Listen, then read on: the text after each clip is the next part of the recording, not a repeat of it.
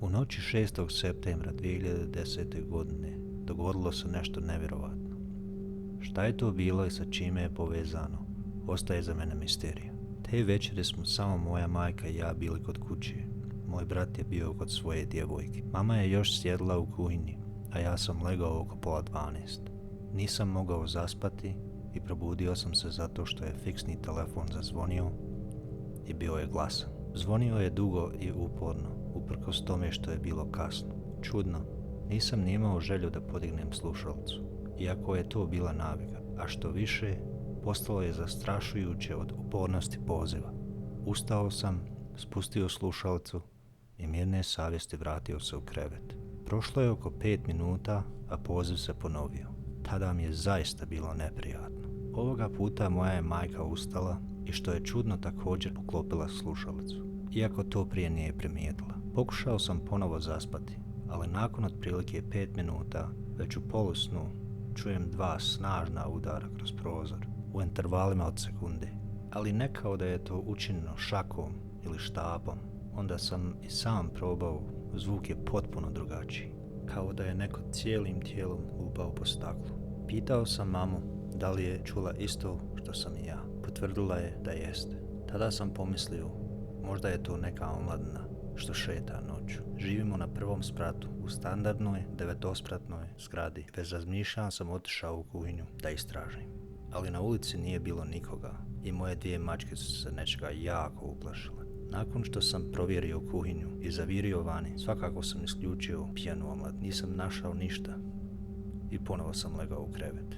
Pošto to više nije bilo smiješno, zamolio sam mamu da ide sa mnom u krevet. Zaista smo se uplašili. Nakon što smo pročitali molitve, pokušali smo ponovo zaspati. Ležimo u šoku, gledajući kako mačke jure od ugla do ugla.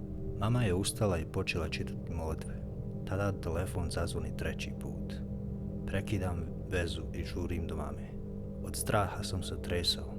Jedva sam istisnuo ikakve riječi.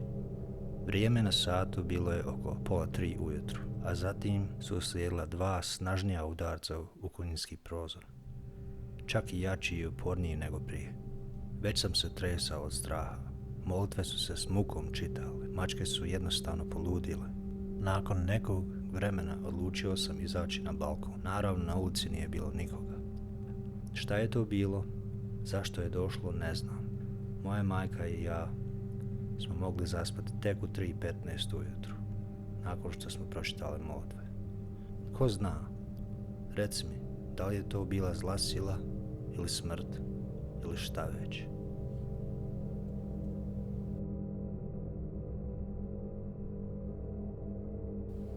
Bilo je proljeće.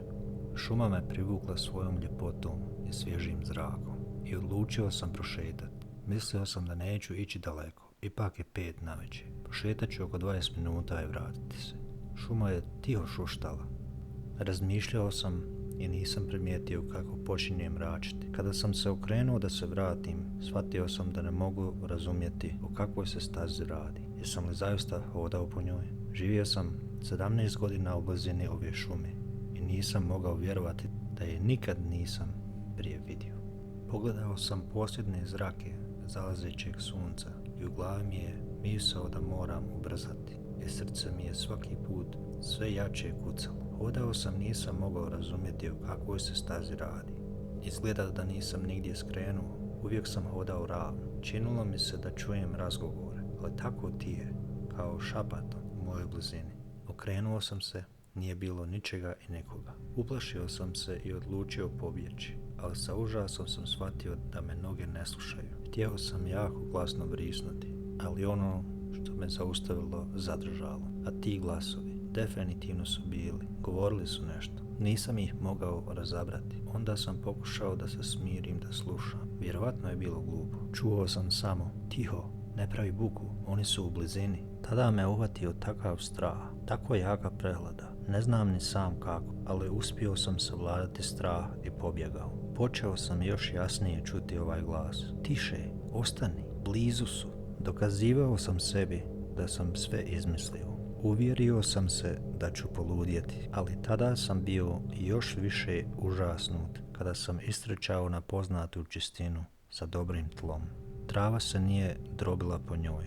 Niko nije hodao po njoj. Bio sam zabrinut da se skoro ništa ne vidi, a još sam bio u ovoj prokletoj šumi. Stajao sam i gledao i tada sam osjetio kao da me je neko dodirnuo vrlo hladnom rukom i nisam se mogao natjerati da se okrenem. U glavi mi je bila jedna stvar, umrijeću i niko me neće pronaći. Onda me nešto drugo dotak, bio sam nevjerovatno uplašen. Ipak sam riskirao da se okrenem i ugledam djevojku koja me gleda. Imala je dugu kosu i vijenac cvijeća na glavi. Bio je već mrak. Nisam mogao vidjeti i nisam se sjetio svih detalja. Pamtim samo dugu haljinu. Tada sam bio jako sretan što sam našao nekoga pa ćemo zajedno izaći iz šume. I kad sam rekao bježimo odavde, šapnula mi je ne mogu. Pitao sam zašto? Rekla mi je odlazi, blizu su, trči i ne okreći se. Trčite vrlo brzo, a ja se, kako je djevojka rekla, nisam okrenuo. Konačno sam izašao iz šume i ugledao svjetlo. Nisam čuo ništa, ni da, ni lupanje srca, ništa. Kad sam došao u kući, nikome ništa nisam rekao. Nisam više išao u šumu.